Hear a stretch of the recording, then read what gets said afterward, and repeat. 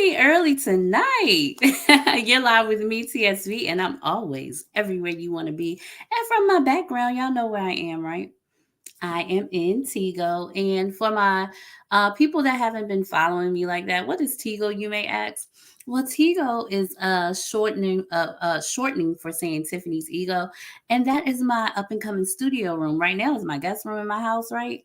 But y'all know, for my day ones and everybody who's been listening so far, you know that I'm in the process of working on remodeling my guest room and turning it into a studio room in some form or capacity. Now, y'all, let me tell you. So, most people are not honest and like tell you about the mistakes that they made and stuff like that. But you know me, I'm an open book. If y'all don't know me, I am Tiffany Star. Some people call me Star from back in the day. That was my personality name. But I dropped the ball, y'all. I had a young lady reach out to me. She texted me. She's someone that goes to church with me, but we don't go to the same church. We're in the same ministry. But met her last year at our family conference. If you don't know the church, I'm a part of Victory Christian Ministries International here in the good old Maryland. But my campus is Charles County, and I believe she goes to Suitland. She reached out to me and she was like, "I'm an interior designer, and I can help you set up a look for your room." And I'm like, okay. So we had set up a time to meet and talk. We were going to do a call, and I was not feeling good. It totally slipped my mind. And I mean, when I say slipped my mind, it went like in and out because I wasn't feeling good that Saturday. And I did not think about it anymore until today when I came in my room to get ready to go live, and I was cleaning up and I was like, what am I going to do with this? What am I going to do with that? Because I need to move things and I want to get these soundproof things. And I'm like, oh my God, I totally missed a meeting with this young lady who was going to help me get my room together. So I'm going to, if she's watching, you can reach back out to me. If not, I'm going to go through my phone, through my text messages because I don't delete them. And this had to be like 2 months ago now. And I'm going to go through my phone and see if she's still willing to talk and set up a consultation with me because I'm ready to get it popping, even though I do have some house guests coming really soon. Y'all know my niece, my nephews and my nieces, but they're not my nieces. My nieces are like my little cousins. Y'all know they my hearts. I'm not a mommy yet, and I take on the responsibility of being with them like they're my own. I love my little cousins, and I have. Ooh, let me turn my sound off, y'all. Let me turn it off. There we go. I have been blessed with what two, three, few beautiful little cousins that are like nieces to me. But my nephew Jaden and Trin are gonna be coming to stay with me soon. So I was trying to get things straight, getting things prepared for them because this is gonna be the room that they sleep in. But most of the time I don't have any guests or any visitors. So I'm like, no guests, no visitors, might as well turn this room into a studio. And what I'm thinking about doing is like putting a day bed in here so when they do come, someone can sleep on the bed. Then we'll get a blowout mattress, or somebody can sleep on the couch because this room will be excellent for what I want to do. How I'm thinking about being creative with my studio room. So I've been looking at some things to soundproof my room, and I'm like, Lord have mercy, because it is expensive.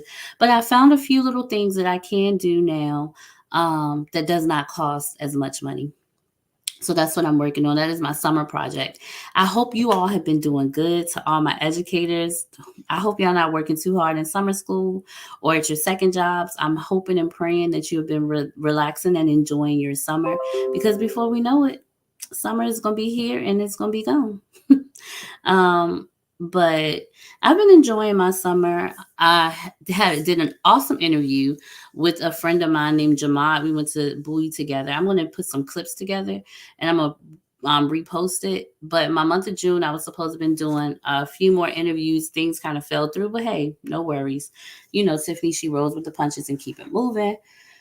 But one week in particular, I could not do my Tiff's talk because I had the opportunity to go with my sister and my nephew to Hotlanta.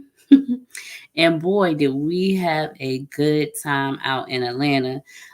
We were in Atlanta for 4 or 5 days. I drove from Maryland, and then I went to Virginia, which is like 3 hours from where I live in Maryland. And then me and my sister split the trip, and we drove from Virginia to Atlanta with my nephew, and we had a great time. But prior to me going to Atlanta, I was concerned because y'all know that I have been dealing with really bad sciatica. So bad. It was in my back, it was in my tailbone, and it had went all the way down to the front of my knee. To the point where it was hard for me to walk, like I was dragging, and I did not go to the doctor because I'm like, oh, it's just sciatica. But I was on the brink of going to the doctor, and I probably still will, because I'm not going to be one of them people. I'm trying to be not be one of those people that be like, I'm not going to the doctor, I'm not going to the doctor, I'm not going to the doctor. But at church, I was talking to you all and telling you that I go to Victory Christian. So I guess this was about 2 weeks ago, well, 3 weeks ago now. I was at church, and I was in a lot of pain from my knee. And I know that it was the pain and all that. Oh, side note, I'm a believer, y'all know that. So if something that I say offends you, y'all can turn it off now. But I got to give you this short testimony, and it might not be that short, but I'm gonna give you this testimony, right? But anyway, so it was hard for my knee was hurting, my back was hurting, my tailbone was hurting. I was in immense pain. So the week before that, we were talking about faith and how God had been blessing and moving and doing things in people's lives. And at my church, I'm a deacon, also a deacon, but that's neither here nor there.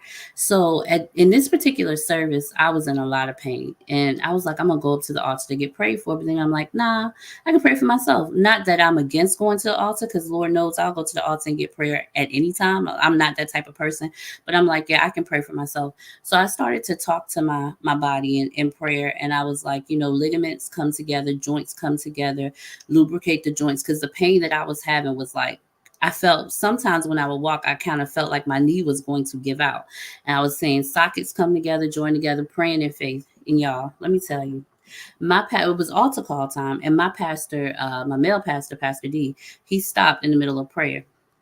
And he was like, there's healing in this room. There's healing in the atmosphere for you, and every seed that you've sown, be it monetary, faith, prayer, time, whatever, you can reap. You'll reap your benefits. You've been praying, but this healing, this is a house of healing, and you can get your healing. And I promise y'all, I promise I am not crazy. As soon as he said that, I never moved out of my seat. I never moved and went towards the altar. I just believed. And y'all, I felt immediately, the pain in my lower back went away immediately like that, and has not come back. But I could feel, because here's the thing with when you have pain in your knee, your legs, the pain is not just in your knee. It affects your whole leg. So my knee was giving me pain, but my legs felt unstable. And my boyfriend had told me about that, because he had problems with his knee, and he was like, it could cause you to be in pain all over. And I'm like, okay, but I did not know until I knew.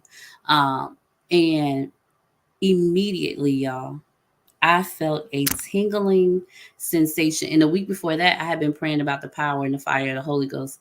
It's funny, I shared a joke with my cousin, because I had prayed on her prayer line one morning, and I felt the atmosphere shift. Like, I felt it, but I also got really hot. I was burning up.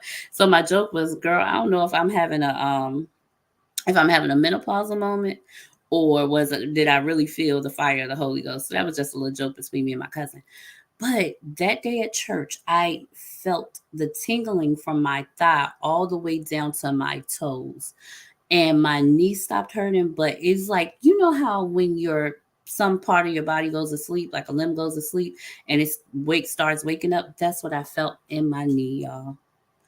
And I've been a believer for a very long time, like a very long time. I've been saved since I was probably like 12, like for real saved, know the Lord for myself. I've always been a praying girl. Even as a little girl, I would pray for other people, and deliverance or healing would come. And I've seen God move. I've heard God speak, but never, and I knew God to be a healer, but never until that day had I personally felt like, you can feel the presence of the Lord, feel the presence of the Holy Ghost. I had never I had felt that, but I had never literally felt my healing come. Like, I had never felt healing. When I had COVID, God healed my body. I knew that. Knew he did. He changed my breathing, but I felt the tingling. I felt the warmth. I felt the sensation coming back from my thigh all the way down to my toes. So, if you're a believer and you don't understand about healing or miracles or faith, they happen every day. And I'm a living witness. I felt the healing in my leg, but I just had to tell y'all that story, that testimony, because I want you to be encouraged that if you're going through anything, I'm telling you, we think that the things that God did or Jesus did were just for biblical times. Miracles still happen to this day, and it's happening for us, for those who believe. And it was times, like, I'm going to be very transparent. Then we're going to move on. It was time for me. It was times for me as a believer that I was like, God had to check me earlier part of the year, and I think I talked to y'all about it a little bit. But God straight checked me because he was like, you don't believe in my power. And I'm like, who are you talking to, Lord? I believe in your power. It's me. Like, I've been saved forever. I know you, Lord. Yeah, but you stopped believing in the power. I said, "Mm." So anyway, for those of you out there who may be going through anything, who may be struggling, keep your faith and believe that God will move for you in due time and in due season. And then even after that, I was talking to my mom, and I was like, look, I don't know if I want to say anything to my leaders, because I'm like, what if it comes, like, the enemy like immediately put in my mind, oh, you ain't healed because it's gonna come back. And when I was talking to my mom, she was like, and even if it comes back, the same God that healed you in that moment is the same God that will continue to heal you. And I said all that to say, when I went to Atlanta, like, the pain that I felt was no more. Like, the pain in my back, the pain in my knee was gone, but the leg was still it felt unsteady and unstable at times. And me and my sister and my nephew, we walked just about everywhere because we stayed in downtown Atlanta, 15 minutes away from the Atlanta epicenter. Um, so it was times when I felt like I was going too slow, because I'm a pretty quick walker. And I'm like, I don't want to be slowing them down. But my sister was like, oh, no, you're fine, Tiff. And shout out to her and Jay, because we had a ball down there in Atlanta. But even still, like, the more I pray for people, like, I was praying today for something for someone. And as I was walking, because I go walking in the morning, as I was walking when I was praying, like, the unsteadiness and the uneasiness of my knee just started going away. So I share that with y'all to say, keep the faith, hold on, God got you, and just keep moving forward. And I pray that you all have a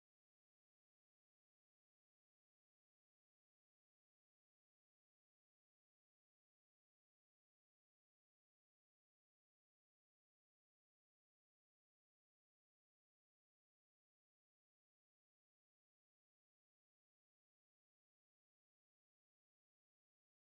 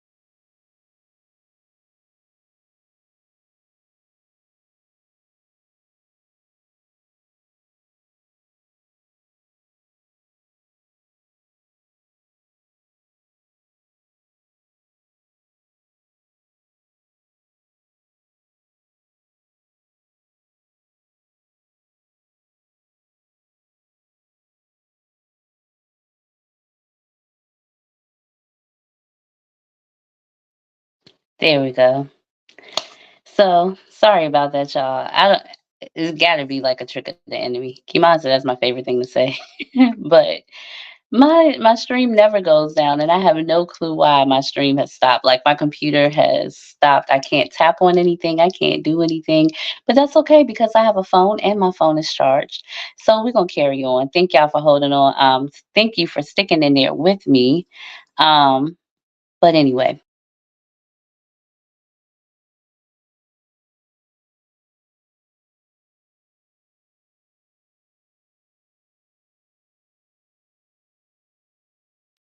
there we go.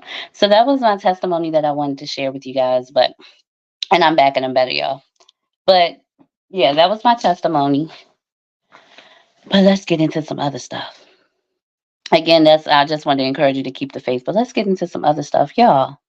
Have y'all been keeping up with what's been going on? So last week, last Thursday,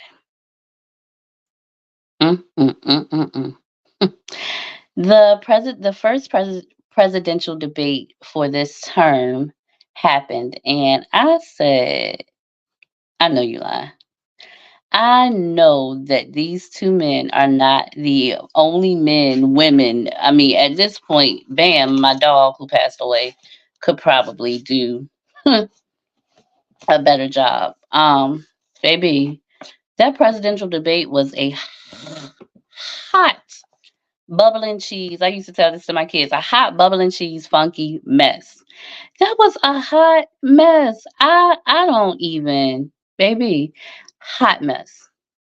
I'm not gonna go into the ins and outs because I'm not like a political annotator or anything like that. I mean, commentator. I'm not a political commentator. I don't like to dig too much into politics, but baby, I got to talk about this. So it was the presidential debate was held last Thursday, and it was so hard to watch. I mean, we had two old men arguing back and forth about foreign policies, about stuff that I mean, Trump. The fact checks came out, we didn't even have to fact check half of the stuff he was saying because we knew he was lying. But then Biden, Sleepy Joe, that's what they call him. That ain't what I call him, but people call him that. He was up there. I told my cousin, I was like, definitely this guy, we got to be looking at AI or a robot or something. Now we all know that Joe Biden has a stammer. Not his fault. But in the beginning, that looked like he got stuck. The eyes was blinking. I said, "Ooh." But come to find out, Joe had a cold. The most thing that was really debated for real, was their golf swings.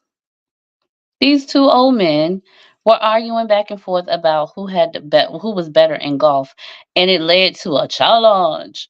And Joe Biden challenged Donald Trump to a golf tournament, and I'm like, you have got to be kidding me.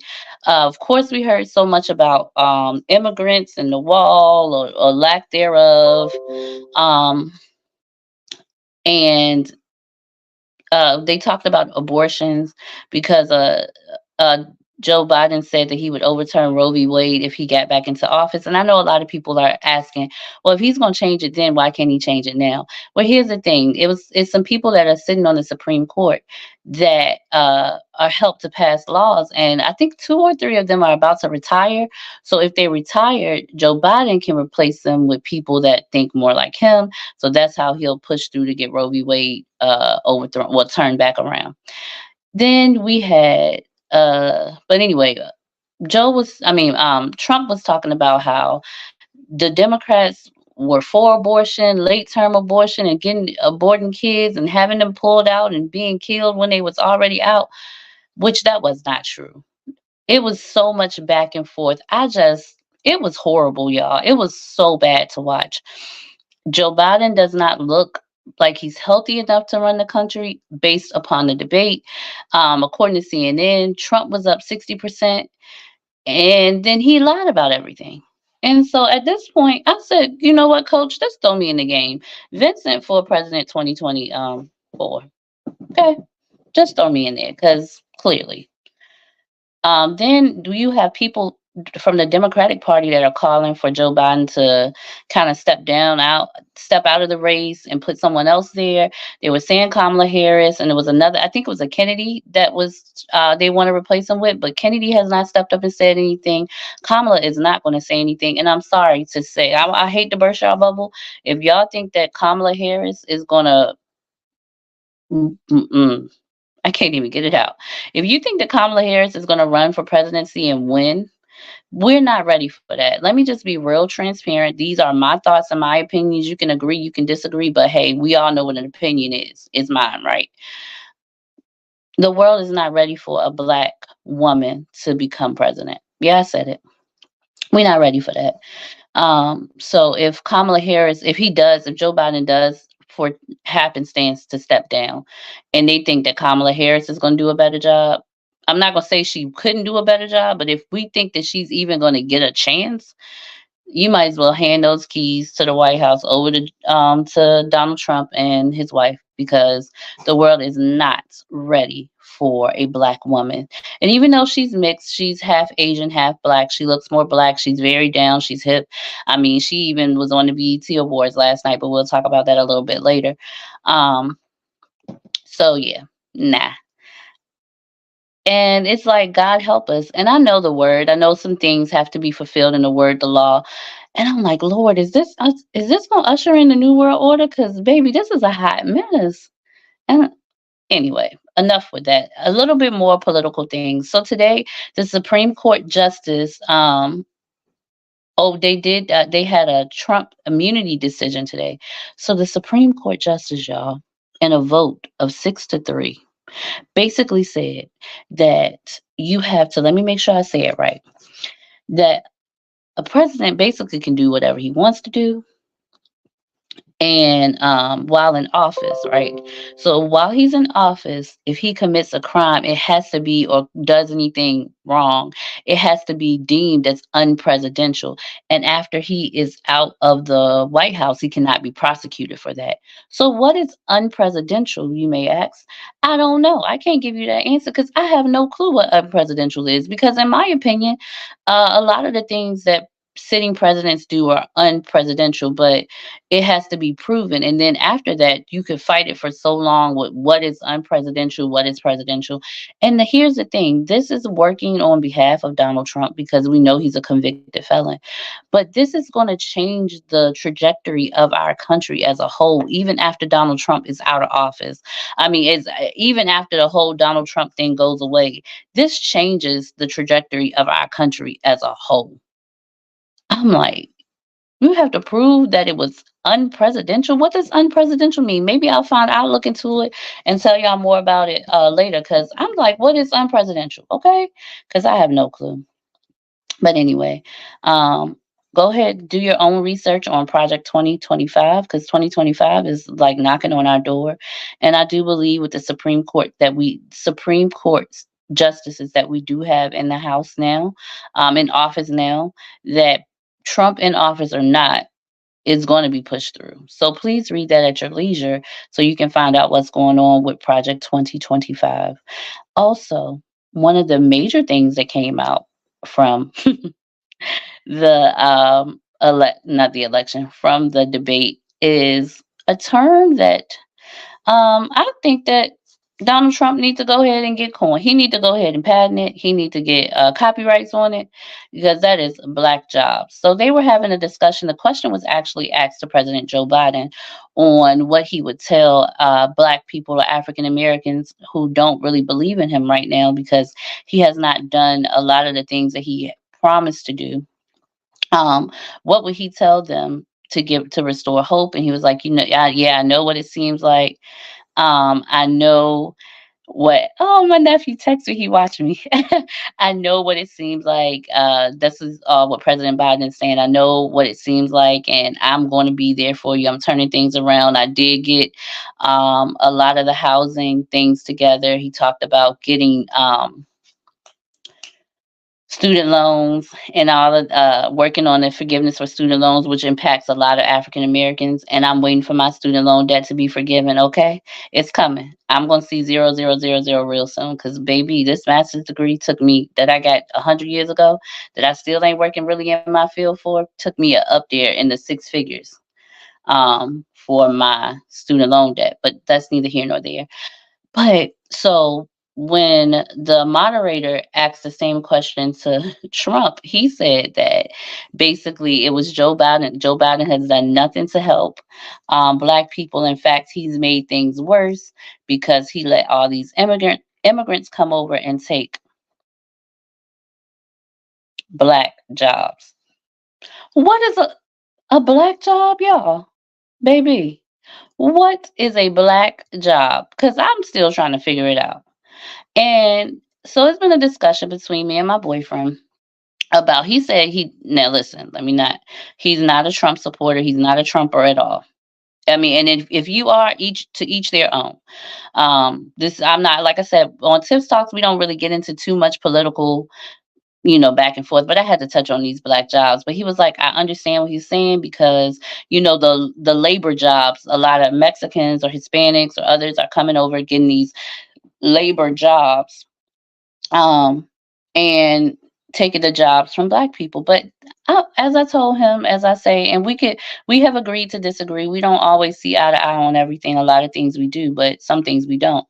I'm like, but we are not just Black people are no longer and never really should have been considered just labor workers. And that's not what he was saying. That's not what Key was saying, but that's really what Trump was saying, in my opinion. The Black jobs, like the people that pull tobacco and I guess I feel like this because where I'm from, y'all know me, I'm from a little town in well, I'm from Lawrenceville, Virginia, lived in Warfield back and forth between Lawrenceville and Warfield. Both places are small. But when I think about the workers that I think Donald Trump is talking about, it made me think about the Hispanics that I see, back in the day, even when my mom was little, and she's not that old.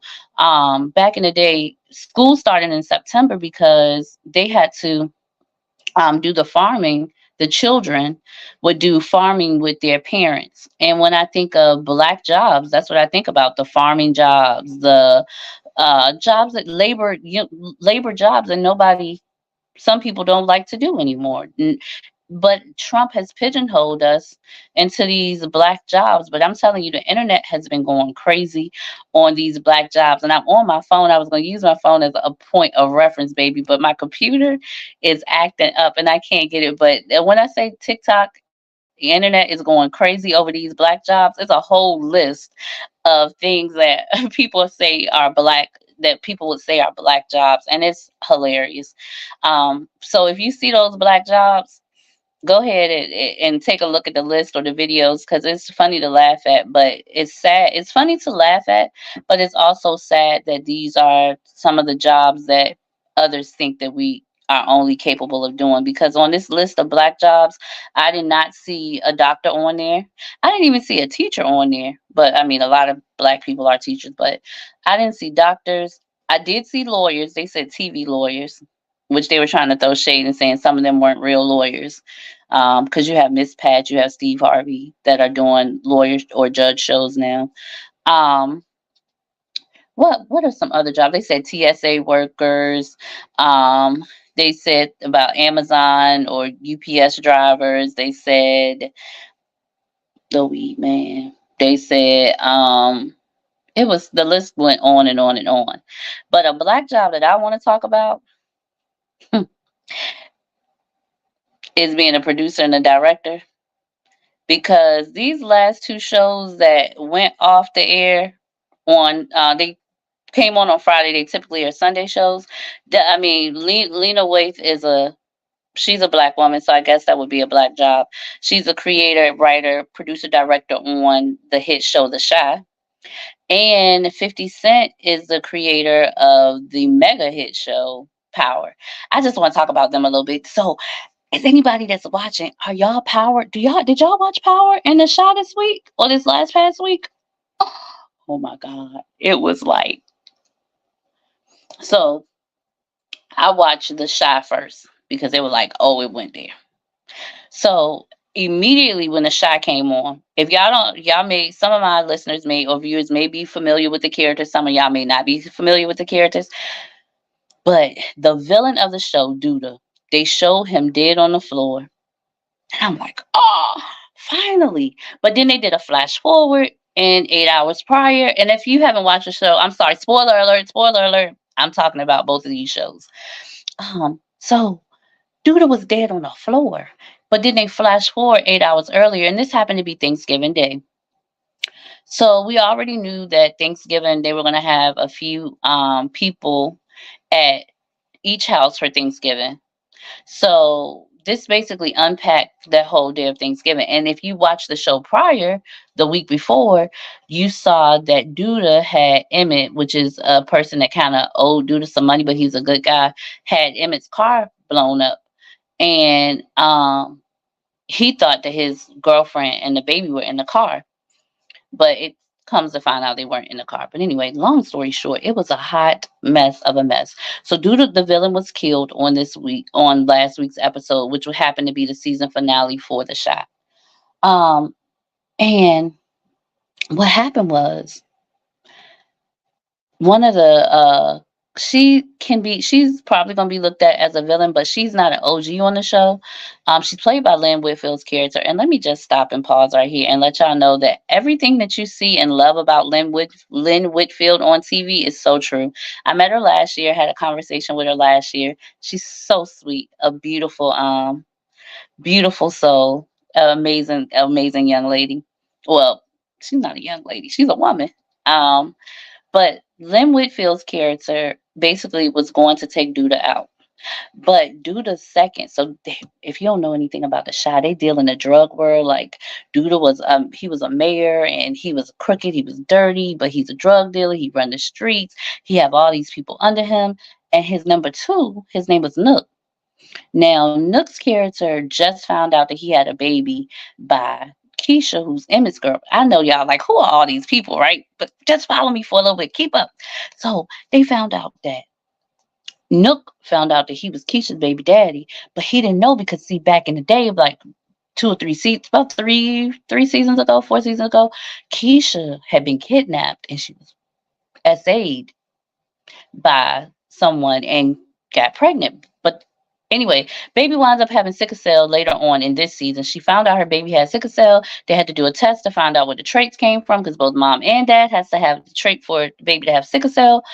But the daddy who she unalived because he was got unalived because he was SAing her, um, it wasn't the daddy. And she knew the only other person that it could have been was Nook. Now, Nook is her boyfriend's kind of enemy, and they've been going back and forth at it, but they're not really fit fighting because they just want to get along for the sake of the kids. But you can tell that Nook still got feelings for Keisha. Okay, boom. So back to Duda's death. So the character played by Lynn Whitfield, she goes there, she set him up, she about to kill him, but she talking too much. And I'm like, as I'm watching the scene, I'm like, she not gonna kill him because she's running her mouth. She's talking too much to I can't say unalive him, right? So just when she's about to pull out her strap, boom, boom, bang, bang, shot you down, bang. Nook gets, I mean, not Nook. Duda gets shot from behind, falls down, boom. His head hit the wall, pounced. No, but Nook killed Duda. Remember, Nook is his number two. Well, he was his number two because actually he had just got a little fruit fly. Nook had actually been bumped down from number two to number three because Duda had found out he wasn't loyal. He was he was doing side deals with with Tiff and Rob. Now, Tiff and Rob, we'll talk about them in just a second. And no, not me. Yeah, I'm not in that show. I didn't produce it, but I'll be producing one real soon. Okay. So anyway, so like I said, she got on the lab. We also found out in this week episode that Keisha's mom is leaving. She's going on the road with her girlfriend, who's played by Debret. And in this, Debret, this is how long you can tell it was filmed. Debret is very pregnant, and I think her baby turned 1 in April on whatever day Easter was on. So I don't know if I can't remember if Easter was on in April or March. But the point is that little boy won, and she was very pregnant when she filmed the Shy. Shout out to the brat. But we found out that she's leaving. Then they have a Lord, y'all, why they had to have a crooked pastor on there? And Papa is working in the church. If you don't know who Papa is, he was a church boy out of the kids. He's actually working in this man's church. He's getting the money up because this is what this preacher is about. He's about prosperity. But when I tell you that Thanksgiving dinner scene at the table at the pastor's house was a hot mess. I don't know what's up with these dinner scenes this week or last week on these shows, but baby, them dinner scenes want nothing to play with on the Shy and on Power. But anyway, um, so um, Papa goes to the pastor's house because the pastor had invited him over for dinner, for Thanksgiving dinner. Jake goes too. Jake is his friend, but Jake is also um, having relations with the pastor's wife. Yes, you heard me. He is having relations with the pastor's wife. Hot mess. So his girlfriend comes with him, or whatever him and Gemma are, Jake and Gemma. I don't know if they taking a break. They doing whatever they do. She comes too, but also the pastor's side piece is there, who happens to be Caucasian, and her dad happens to be like a big mega church person. In fact, I believe the character. I'm not gonna say it because Joel Osteen is like a money person, but I think the way the man looked, they based his character off of Joel Osteen. So let's break this down. You got the pastor there, the first lady there, pastor side, first lady side. Then you got the first lady's side girlfriend, and then you got the mega church pastor. You got Papa. Hot mess. So much shade was thrown around in that scene. If you haven't seen it, go back and watch it, okay? Because it gets you there. It's really a good scene with the shade. I was like, whoop, whoop, whoop. So and that was at Thanksgiving at that house. And then we finally get to Tiff's and Rob's house.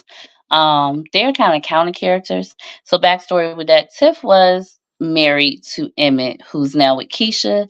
And Keisha was with Emmett first, but Keisha and Tiff are best friends. And now Keisha is with Emmett, and they found out they had a baby, but that was a given. I told in the beginning when the season came back on, I was like, "Oh, she's gonna be pregnant." So Tiff and Keisha have a conversation like later on in the night when everybody's gone. She tells her, "I'm pregnant," and she's like, "Oh, I'm happy for you. I really am because I moved on with my life. I'm happy with my life. Boom, boom, bam. I got a good man. Blah, blah, blah, blah, blah, blah." Y'all. So I said earlier that Tiff that Nook was doing side deals with Tiff and Rob. So basically, Tiff and Rob have created their own homegrown organic greenery because I might have kids watching. And they sell their own greenery, but in Chicago, that's actually legal to grow and sell. Um, so I mean, did I say illegal? It's actually legal to do that. So they were doing side deals with Nook, but they didn't want to. So anyway, after Thanksgiving dinner is over and all of this stuff has happened, by now by now we found out that Duda had been killed by Nook, but everybody else didn't know. So Rob gives him the money and the product, whatever. And he was like, "I'm done." No, they had found out that Duda was dead. They just didn't know who killed him. And he was like, "Yeah, I'm done with side deals with you. I'm done with this, that, and the other." And Rob is walking away. Rob is played by Iman Shumpter, by the way. He former NBA player and also as of week, last Thursday, Wednesday, ex-husband of Tiana Taylor. So Rob is walking away. And y'all want to know what Nook did? Bang, bang. Shot you down, bang. Nook shot daggone Rob in the back. Now let me go back. Let me go back. So when Lynn Whitfield's character was at the murder, was about to take out Duda, and Nook took him out, she was pissed off because she wanted to do it. He was like, "Now you work." Nook like, "Now you work with me. I'm the big dog." Da da da da. Blah blah blah. And she was like, "I don't do nothing with you. I run this by myself." La la la. So to send a message to Lynn Whitfield's character, because Lynn Whitfield was Rob's mom, to send a message to her, he unalives her son. So then another character on the show, his name is Kahari. I think it's Kahari. He was trying to get out of the game. He wanted to be an author, a writer, and he had a girlfriend. He was trying to get his life together. And then here come Nook coming to the door, boom, boom, boom. I need you back. I want you back in. I need people I trust and da da da da da. So his girlfriend standing there like, I know you not. I know you lying. But he chooses the streets over her. Now, I guess the way the writing was going, and I'll talk a little bit more about the writing because I think it was rushed, but we'll get there. I'm thinking that um he decided to choose the streets because he tried to get his book published and the deal went through, it fell through. So he's upset now. But so he chose the streets. Then Nook and the other guy and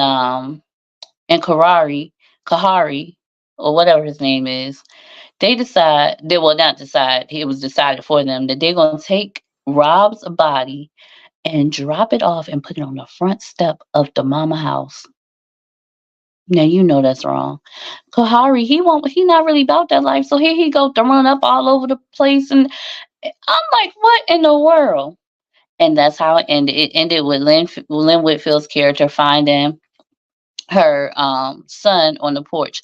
And then Nook goes to Keisha and Emmett's house, and it's mad late. He goes to their house because that's where his son is, and he has blood all over him.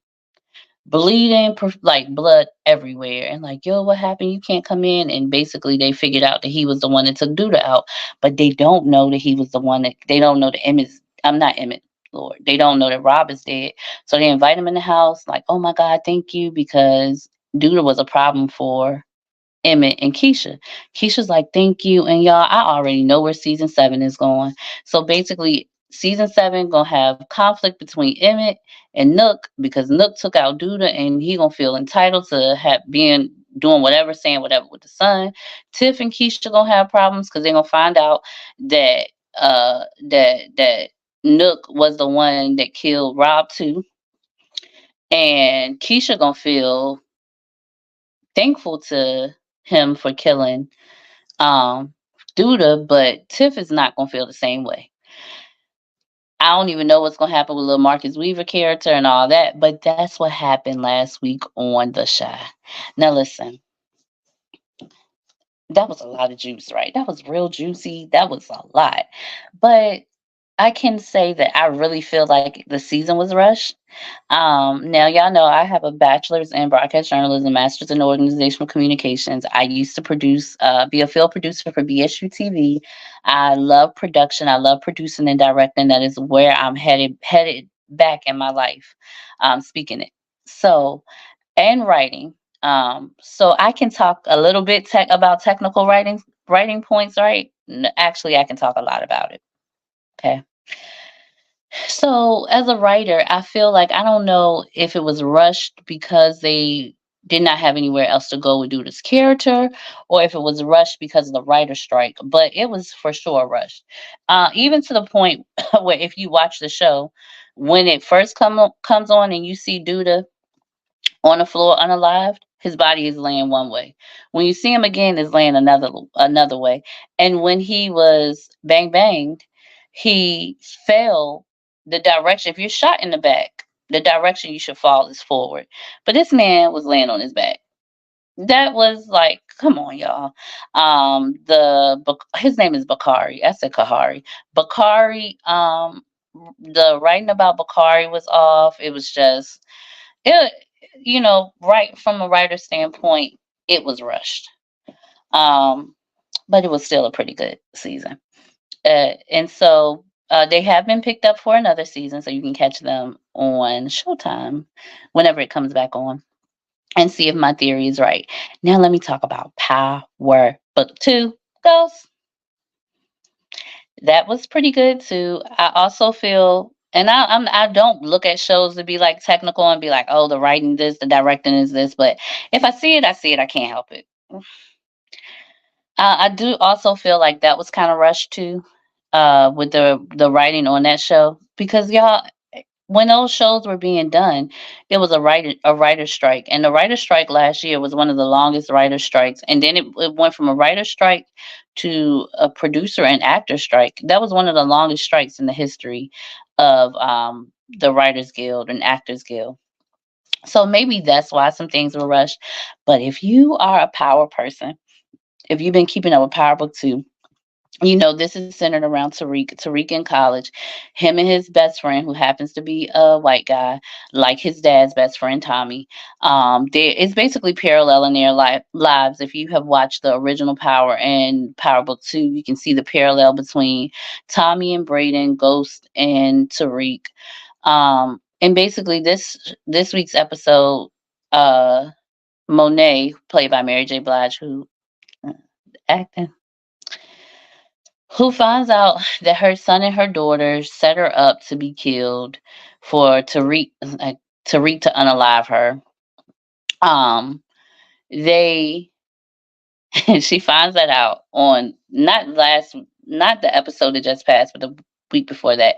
So they go on the run. Their older brother kind of crazy. He's about to take them out, but Monet has like a life changing moment. She has a flashback to what she was doing with her kids, how she was treating her kids, whatever, blah blah blah. And she decides, oh, we're not going to take them out because we're family. Don't do it. This, that, and the other. But you need to get to. So the sister Diana, she went to one of her old boyfriend's house, who she could possibly be pregnant by, and he came from money, like his family has houses and all this stuff. So she's talking to him, and basically he sets her up in a house, one of his parents' house, and tell her to go there. And she said, no matter what, don't tell anybody where I am. Well, we knew that was gonna be out the window because baby, I think her name Pinky or his name, I don't know if it's a him or her, but she been clutch, or they've been clutch on the last. Let me say they have been clutch on these last few episodes of finding out information for Tariq. And they found out where Diana was. Told him Tariq comes there to get Diana, but she's no longer there. And he was like, "Tell me where she is." And he told her. The other guy, the ex boyfriend, told him where she was, and basically they get into a tussle and he's shot. Now I can't say not Tariq, but the boyfriend, the rich boy, I want to say Richie Rich, is shot. Now we don't know if he's been unalived or not because anytime with power in Power World, unless you see the body on in a body bag, covered up completely, or at the morgue, they still have a chance of coming back. But we'll get there in a second. So, um, he goes and Monet finally reaches her son that she was going to have unalived. And she's like, don't do it. And tell me where your sister is. Because if you don't, when Tariq gets there, he's going to unalive her. So he told her where she was. And they get there. Tariq is already there. He finds out where she is. He's really about to take her out. And y'all. So I told you she's pregnant. Diana's pregnant. And at the time, she had slept with Tariq and she had slept with Richie Rich. And Monet comes in and was like, don't do that, don't hurt her, don't kill her because she's pregnant." And then she says, "And it's your baby." So he doesn't do it. And like she's like, Monet said we can work together to take down Noma. Now Noma, that's a bad girl. She's the head of another, if y'all don't know anything about Power, they're like, that's also a drug rant related show. She's the top dog, and she came and took over the area where Monet used to be. And Monet's children are working for her. So they want to take down Noma together. She said we can take down Noma together. In the meantime, Kane, who was like, you know what? It's every man for himself now because he really don't want to bang with his mom because his mom was like, don't kill your siblings, unalive your siblings. And y'all, he's having relations with Noma. What? But he's trying to solidify himself as number two so he can eventually take number one. And he let her know, I am my own man. I ain't no mama's boy, this, that, and the other. And we see the show going off. Well, let's talk a little bit more about Braden before we talk about the show going off. Braden is left to figure out a way to traffic the product, and he comes up with a plan to move it through parties, and you can put it inside of like your t-shirt merchandise or a bottle. And baby, he then started going down the same road that Tommy then went down, doing some white girl, not literally a white girl, but y'all know, um I guess I, for lack of better word, powder. And he's sitting there telling this girl that he just met all of the business and information about the products that they're trying to move. And I'm sitting there like, y'all, she's a cop. I know she's a cop. She's an informant. She's a something. Because there's no way that he would be sitting up there doing powder with her and talking all of this much, just like Tommy did with his girl that Ghost warned him about, and it's not gonna blow back on them. But here's the thing: we only have, I think that power is gonna be 8 or 10 episodes. So we only have 4 to 6 episodes left. So that's gonna be a lot to unpack. It's coming back in September. But I thought that was a pretty good show. I also thought that was kind of rushed in the writing and the producing. Because it's little things that they missed out on that they could have done a little bit different or unpack. It's too many story arcs to go through and unpack. But I do know that this is the season is going to be ending. The series is going to be ending. And so a lot of people have been talking about, is Ghost coming back? Is Ghost coming back? Is Ghost coming back? If y'all don't know who Ghost is an actor, played by Omari Hardrick, also James St. Patrick. And he got unalived by his son, Tariq, on the last episode of the original Power. But we saw nobody, we saw no nothing. And I'm like, he's not dead. And there's a lot of fan theories going around that Ghost is not dead. In fact, they always put it in some find a way to embed it within the show that Ghost never die. So I'm like, okay. And so me and my cousin went down this rabbit hole on TikTok, and it's like talking to people saying different interviews. And it was an interview done on the Tamron Hall show last week with Natari Naughton and the guy that plays Tariq, and Golden Brooks. So I'm like, why is Golden Brooks on there? She's not even like really relevant to the show. She played a cousin or whatever. Um, and basically, they said they're gonna give the fans what they want. In saying that, I think that Ghost is gonna come back. But I feel like now this is the whole thing with the ordeal with Ghost or Amari Hardrick playing Ghost. So Power, when the original Power started off not even slow. I'm not gonna say they didn't have faith in the show, but nobody knew that the show was going to hit like it did. Power hit, and it became the biggest show on Stars, and Omari Hardrick became the front runner and the face of the whole Stars network. And he was not getting paid enough. He was not getting paid what he deserved, to be honest. Um, and so he said, unless they work the money situation out, he's not coming back. And he said he's never coming back and reprising the role of Ghost. But then I saw Amari Hardrick on a few Tubi movies. He was on the second part of Enough, Mama, or whatever the movie was with Jennifer Lopez. And he's not really getting the big money deals. And so I'm thinking that he might come back. This is my fan theory. This is Tiffany's theory. I think that at the end of the show, we're going to see Ghost, or we're going to hear Ghost. We're going to, I don't know if it's going to be him helping Tariq, him and Tommy helping Tariq. I don't know if it's going to be a aha, I told you and you should have listened, and Tariq's in jail. I don't know if it's going to be a phone call that takes place between Tommy and Ghost. But I feel like within the last 2 minutes, they're not going to give us too much. They're not going to give it to us the whole show. They're not going to give it to us 30 minutes of the show. I really feel like within the last 2 to 5 minutes, we're going to, maybe even 1 minute, we're going to see Ghost.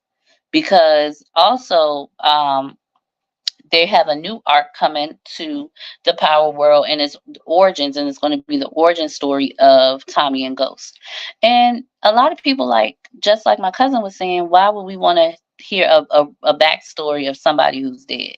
Now, Key did make a good point, because Raising Canaan, which is also a part of the Power World, is coming. It's on, and Canaan died.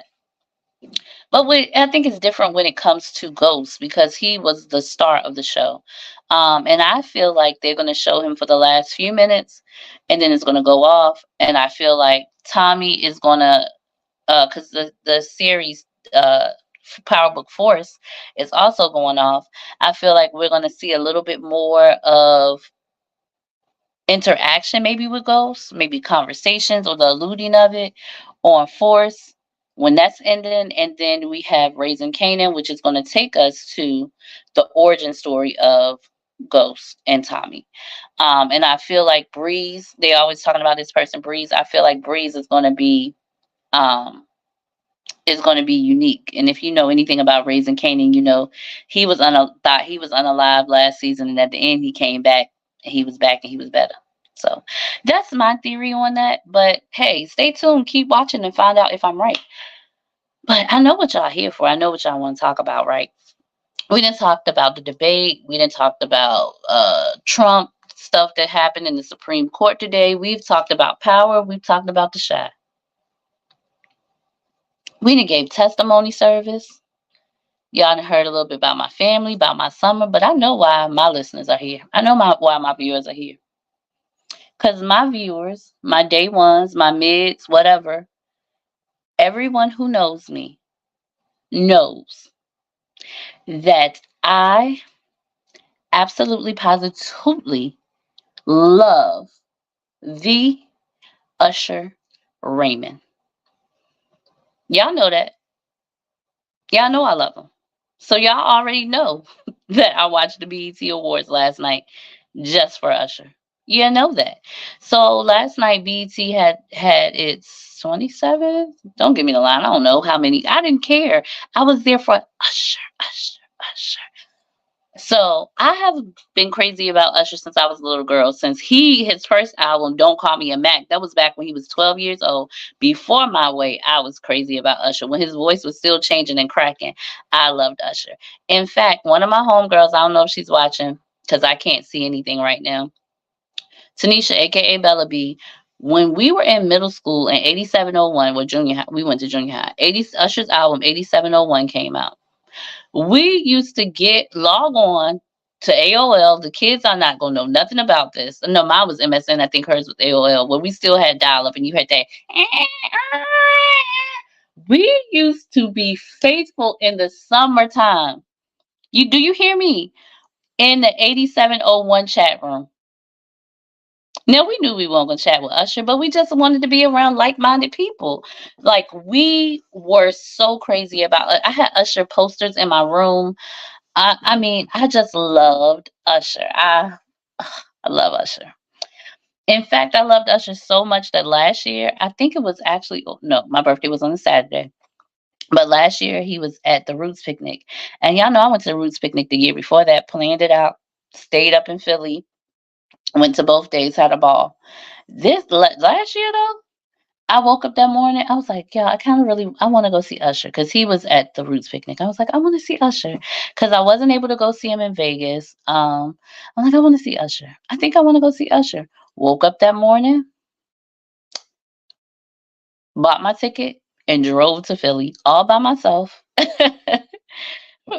to go see Usher. That's how much I absolutely love Usher. In fact, I loved Usher so much that last night I was on the phone with my mama. And it caused a little friction in my house because I was like, yeah, Ma, I got to go because my husband is about to be is about to be on TV. my husband's performance.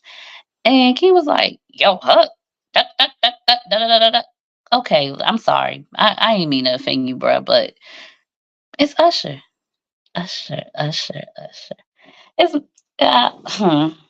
it's Don't Leave Your Girl Around Me, true player for real. Ask y'all know who he acts for real. So they had been teasing. It was a commercial going around, and they had been teasing about all these people that they may get to do the Usher tribute, and it was not people that were like big name, didn't seem worthy to do the Usher tribute. And I'm like, they at this point, me and my homegirl, like they playing in our face. But before we get to the Usher tribute, the BET Awards, it was hosted by Taraji P Henson last night. Um, so at the BET Experience show, this was like, I don't know if this wasn't the pre-show, but this was like the pre-show, because if y'all don't know, the BET Experience, I mean the BET awards is a whole thing for the whole weekend in LA. I have some people that live out in LA, and they're like they don't want to go anywhere, they don't want to do anything because there's so many people out in LA. It's a whole experience that weekend for the BET Awards, which happens on a Sunday. So, but the pre-show, Cardi B performed at. So y'all know Cardi B and Offset had kind of broke up, but then they got back together. And what happens every time they break up and get back together? A baby. And rumor has it that Cardi has been hiding a baby bump for the last few months. So she performed, and people are saying that she's biting off of Ashanti's look, because Ashanti went on tour while she was pregnant, but she, it was only speculation at one time that she was pregnant. So she did the whole jersey, like the baseball jersey look or any kind of jersey look, kind of oversized with the combat boots. She did do heels sometime, and that's what Cardi was doing. So when I saw her, I was like, "Oh, Cardi looked real full. It looked like she eating good. Did she swallow a watermelon? Cause baby, it looks like a bump there." Speaking of baby bumps, let's go back a little bit. Ashanti and Nelly had their baby shower over the weekend. Oh my God, it was so cute.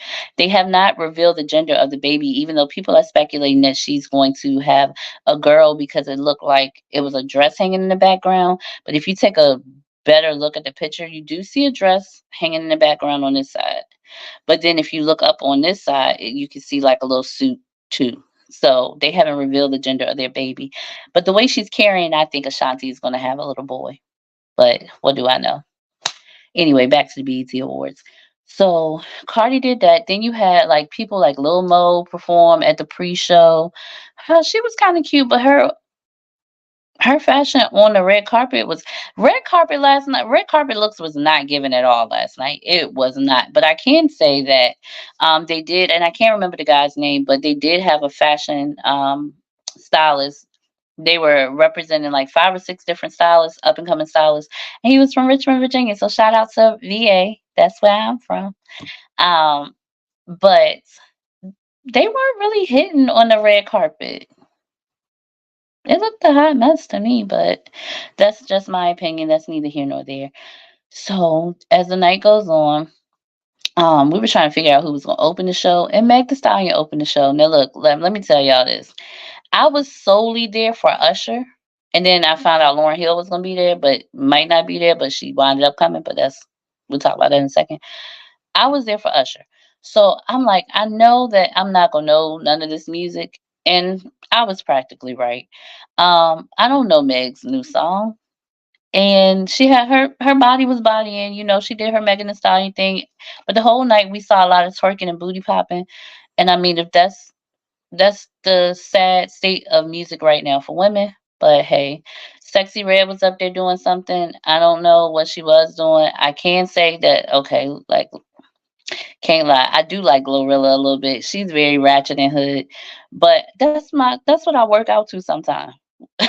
Okay, and Glow, she TGIF 7 p.m. Friday. Did I say that right? Let me not, cause I don't know the show, and I'm gonna embarrass the young people, cause I don't think I really know the words to that song. But I think it's 7 p.m. Friday, 95 degrees. I really don't know it. Okay. But she, they did what they did. I can say, this year, They did feature two black country artists, because Beyonce's Cowboy Carter took us to exploring the going back to our roots with country music, because country music was created for us by us. If you go back and watch my tips talk for the month of June, the first one I did in June, we talked about country music being black or whatever. Anyway, well, music really doesn't have a color, but the origins of country music came from African Americans that were slaves. But anyway, that's neither here nor there. So yeah. Um some other people performed. I don't know. I don't know what I was looking at. I don't know any of their music, but guess who else didn't know people just like me? Taraji P. Henson. So Taraji was the host, and y'all, she did this skit, and it fell completely to the floor because she was giving away roses in the audience, and she was trying to figure out who Keith Lee is. Now, she didn't know who Keith Lee is, and let me just be. I didn't know the man. I didn't know what his name was, but he is a viral sensation on TikTok and all forms of social media. He goes around and he's a food critic, and he's been talking about telling you all the different places. Like, he really came up in the world. He gives me hope, right?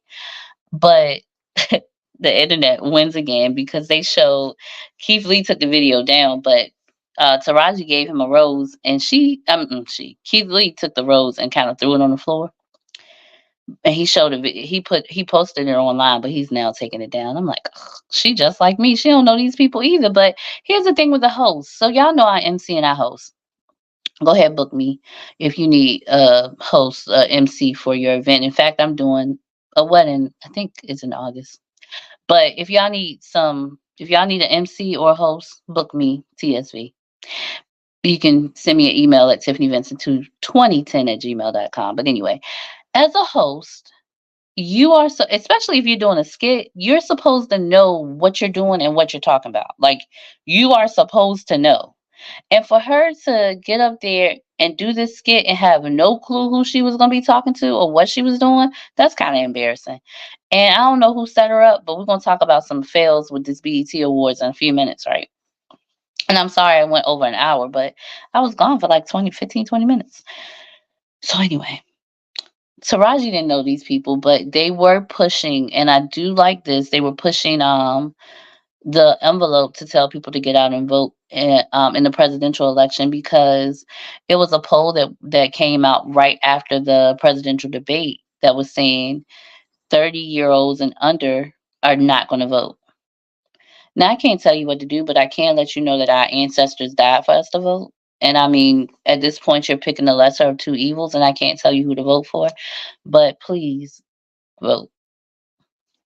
So they had been talking about that, and I told y'all Kamala showed up on the BET Awards because she was talking about advocating the vote, and then she took a phrase from Kendrick Lamar's song, "They Not Like Us." So I thought that was kind of cute, also kind of campy, but it was still, it worked for her. And what else happened on the BET Awards? Oh, they honored my main man that I just told y'all that I love so much. So Usher was nominated. Oh, before we talk about Usher, girl and boy, men and women, guess who popped their hair back up at this black job now that other people not messing with him? Will Smith. Baby, I got a text message from, y'all know, okay, so Maverick City and whoever else they with, I had went to one of their concerts. And when I went to the concert, it signed me up to get information to come through. Yeah, I got a text from the people at with Maverick City and them talking about Will Smith new song, and I had already saw that he had a new song coming out via Instagram, and Maverick City and them was promoting that. And I'm like, Will Smith is doing a song with Maverick City, and I honestly, I don't even know if Will Smith did the song with Maverick City or if he did the song with Chandler Moore, because Chandler had came out and said he won't with Maverick no more. But that's neither here nor there. All I know is Will Smith, who had abandoned the culture, showed back up on my black job TV, working his black job at BET with a new song. I can't remember the name of the song. And like I said, I was going to use my phone as a point of reference for a few things, but I'm on my computer had froze up on me. But anyway, it's an inspirational song or a gospel song. He's talking about going through the fire and the rain. It's a bop or whatever if that's what you like. But I'm like, don't come back to us now because nobody else is messing with you after you smacked Chris Rock and made a fool and made us all look foolish at the Oscars a few years ago. Now you won't come back to black folks to your black job? Don't play with me. In the words of my girl Bria, don't start with me, don't play with me. But I'm like, for us African Americans as music consumers and lovers, sometimes all it takes is a little bit of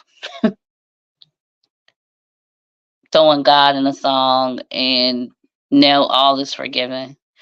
I mean, you should not hold a grudge, and who am I to tell you what to do when it comes to that? But I just thought it was so funny that now Will Smith wants to come home to his black job that Donald Trump told us about.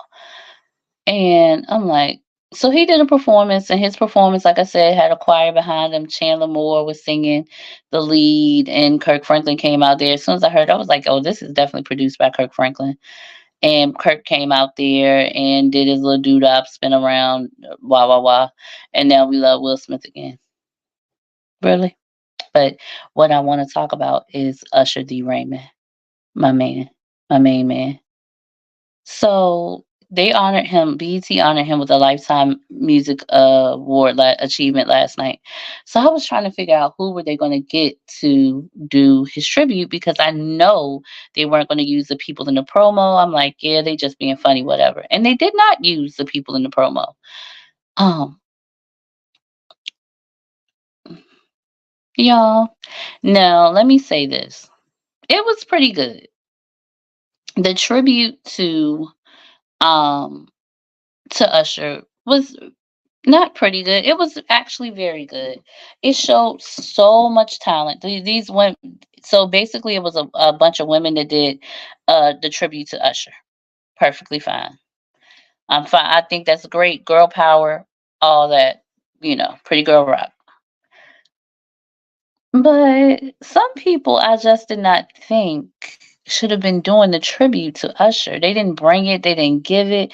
And then they only had one man, and that was, I keep on calling the man Danny Glover, but Donald Glover, aka Childish Gambino, he started it off. And I mean, he can sing or whatever, but Childish Gambino to Usher, mm, now Kiki came out, and I love how Kiki is owning all of this stuff that happened with her and Usher last year. Because y'all know last year, around June-ish, probably April, May, June, sometime last year, Kiki and her baby daddy broke up because she went to the Usher concert and she had on like this boom boom pale. She had on a see-through dress, a sheer dress, and then she had on like a poodle, and you could see, but you couldn't see. And so her boyfriend got mad and broke up with her. Then Kiki's response to that, because of the outfit and how Usher was dancing with her. So Kiki's response and Usher's response to that was make a song. So they made a video, and in the video, Kiki was acting like Usher. So I get it. And she crushed her performance. So then you went from Kiki to Coco Jones. Now Coco Jones did a great job with her performance. And I loved how Coco pulled a Usher because Usher was going to all these women and dancing with these women, and she did the same thing to him. She danced with his wife first, and then she started to dance with him. And it was so funny. It was caught on camera because Usher looked at his wife like, "Can I do this?" And she's like, "Mm-hmm." So Coco did her thing. Then you had Marsha Ambrosia. Now look, Marsha Ambrosia is from the group Floor, from the group in the neo soul group Floor Tree from back in the day. Now people say that that's my twin and that we kind of look alike. And I mean, hey, I guess if you see it, you see it. If you don't, you don't. But she did the song that practically brought Usher's career back to life that he did on a tiny desk. Watch it. What? What? She did that, right? And I'm like, girl, why? And then you had Summer Walker, who was on a song with Usher, so I get it. She did her. Summer Walker has a beautiful voice, but she is not a performer.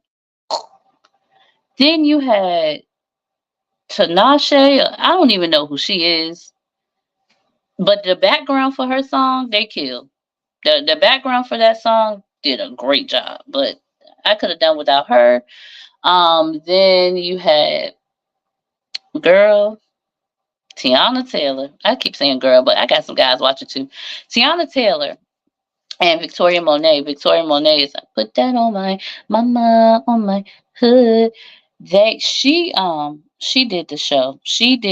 They did Bad Girl. And if y'all are not Usher fans like that, like I am, as soon as I saw Tiana Taylor walk out dressed in a suit and Victoria Monet comes sashaying across the scene with her sequins dress on, I said, OMG, they're doing the version that Beyonce did with Usher in concert, and they killed it. I'm telling you, they did the best. It was such an amazing performance. I said all that to say it was pretty good, but I was expecting more. And I'm not taking anything from those women and then Childish Gambino. I'm not taking nothing from them. They did what they did, but I I have been watching things on TikTok, and somebody said one of the TikTokers said it was like watching a Kids Bop version of a tribute. I'm like, oh my god, probably so. But in my opinion, and what I'm about to say is no disrespect to any of these artists. If like in the 90s, if Stevie or early 2000s, if Stevie Wonder was getting a Lifetime Achievement Award, to me it was like having total like SWV, even though SWV hold it own, but like total SWV, In Vogue and Escape do a tribute to Stevie Wonder. Would they have done a great job? Sure. Did we want to see them giving the tribute to Stevie? Heck no. Now everybody was like, "Oh, Chris Brown should have did it." We wish they won't beefing, or why Chris Brown, why BET still don't mess with Chris Brown. But I'm not a Chris Brown fan, but my sister is, and I already knew that Chris won't gonna be there because he's on tour. He was in Baltimore last night. He's gonna be in DC tomorrow and Wednesday. So I already knew Chris Brown wasn't going to do it. But where was like, we had Tyrese in the audience. Now Tyrese is not a dancer, but he's a crooner. He could have gave the Usher sex appeal. You had Tank who could have done the same thing. Even the guy that they were the Bernard guy who was on the commercial. He's a sing. He's an entertainer, baby. He could have gave all of that. Then you had a Mario, daggone Neo for the dancing aspect. You could have had. Uh, Alicia Keys do the thing that Marsha Ambrosia did, like that, like that. Like mm, DeVito, you could have had Eric Bellinger, like so many people that could have take part in this Usher tribute, and it just didn't. And I'm like, what in the world? And then Usher got up to give his speech, and then he said a f bomb or two and s word. So they started bleeping him, but then his whole speech was bleeped. And so he made a point of saying I'm long winded because I think at the Grammys, when he won a Grammy this year, they started playing the music on him. And so at BET, he said, this, I'm going to say what I want to say when I want to say it, how long I want to say it. So they bleeped him though. It wasn't like bleep, bleep, bleep. They just censored almost the whole speech. And I'm like, I know he not cussing like that. But BET has since came out and said that they apologized, but they had a technical difficulties with the sounds, and I'm like, okay, but we missed that whole thing. But of course, TikTok had it, YouTube will have it, and it was a pretty good speech because he was talking about growing up not knowing his dad abandoning him, and how being a man he see things different now, and what he does with his family, and people that held him down and people that didn't hold him down. So it was a pretty good speech, and I like how he said at the end that he's trying to be better. He has a song out, a single out, good good, and he's like he's really trying to be that good of a person. um so And then he said he's working on Tamika, and Tamika is his ex-wife. So I thought that was pretty cool. And his wife didn't look disrespected or disappointed by what he said. So I thought that was pretty cool. And then they ended the show with the Lauren Hill. And let me tell y'all, she closed the show. And I'm saying maybe she's gonna do anything for them babies, because Lauren came out and did what she did because her one of her sons is going into music now. Not Zion, but another one, another Marley son. And let y'all, he sounds just like his granddad. Like, they all sound like him, but he sounds a lot like his granddad when he sings. But Lauren came out and ripped it. She did a 16 straight through, no nothing. She did an older song, and then she brought Wyclef out right after she did Lost Ones. And a lot of people don't know that song Lost Ones. What is it's funny how money changes situation, miscommunication leads to, y'all know the rest. I don't know why I'm trying to rap and sing tonight because it's not there. But y'all know the song, "You Might Win Some, but You Really Lost One." Did y'all know that that was a diss to Wyclef John? And then he came out after the song, and I'm like, okay, that was really big of him. But when I tell you Lauren's band and her background singers were killing it, her band had 6 keyboardists, and they was up there playing the keyboard, jumping around, and that's not an easy thing to do. It's not. Ask any church musician, when you get a little bit of the Holy Ghost and you start jumping around, it ain't easy to play them keys and jump. But Lauryn Hill did an amazing job. So much so, I know she's going back on tour. And I got a chance, me and my friend Tanisha, who I talked about earlier, we got a chance to go see Lauryn Hill for free, excuse me, in 2019. And with her giving a show if she does her show anything like she did last night, I'll go back and see Lauren. I sure will, but I think her tour is going to be from August to October. And I think she might have a new single coming out.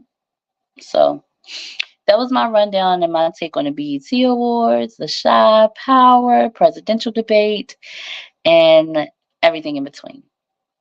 So anyway, hope y'all have enjoyed the Tiff's talk tonight. If you would like to contribute to me remodeling my room and turning it into my studio room, you can definitely cash at me at $TV STARR3. Again, that's $TV, as in Tiffany Vincent, STARR star 3. Um, my lights just went down, so it's time to go. On my Cash App, again, that's $TV STARR3. If you want to help to contribute to the remodeling of Tigo and turning it into my studio room. Anyway, I'm about to go, y'all. I hope y'all have a great day. And before I leave, let me tell you about something that I am doing this month in July. So, July 20th at 4 o'clock p.m., I am in a stage play called She Rose.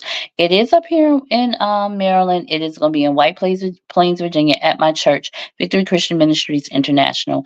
My homegirl Reese is putting the show on, and it's amazing. It's roughly based on her life and her book, She Rose. Yeah, I'll have more information about it because I'm going to be interviewing Reese soon. But if you would like to go to buy tickets, it's on Eventbrite, or hit me up and I can send you the link. Tickets are only $40. If you want VIP tickets, they are $80, and that comes with food, early admission, shopping, swag bags, and all that good stuff. But again, I am in a stage play called She Rose on July 20th at 4 o'clock p.m. in White Plains, Virginia, in White Plains, Maryland. So please come check us out. Stay tuned. I did this Tips Talk on Monday because I think I'll be doing another one on Thursday. And stay tuned to see who we're talking to for the month of July. I got some authors I'm talking to. I got some men that I did not get to chat with last month that are going to be sitting down talking with me, TSV. And y'all just stay tuned. Keep your eyes and your ears to the street for me, because you never know where you're going to find me. But anyway, I'm about to go. But like I always tell you, I love you, but God loves you more. Have a great rest of your week. Stay tuned for the next Tips Talk, it's probably going to be on Thursday night with a really amazing person. But anyway, y'all enjoy the rest of your evening. Bye.